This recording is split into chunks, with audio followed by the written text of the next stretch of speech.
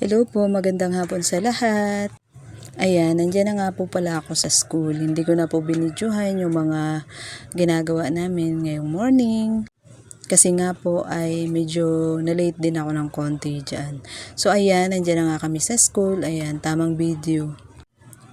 At maulan pa nga din po ngayon dito sa amin. So ayan, habang ako'y nakaupo, nakatambay kaming mga parents, ay panay ang video ko naman.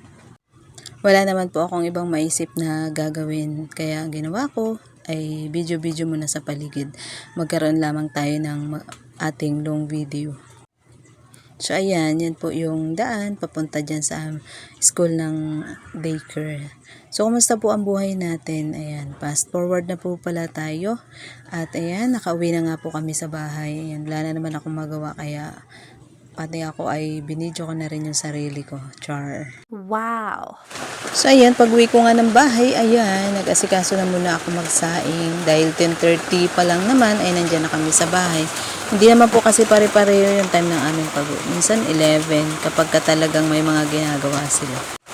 So ayan, ito po muna ang aming ulam guys. Dahil tinatamad akong magbili ng ulam sa labas. At kasi nga, gawa ng panahon, ayan. Ihahalo ko po yung sibuyas na yan sa itlog na pula.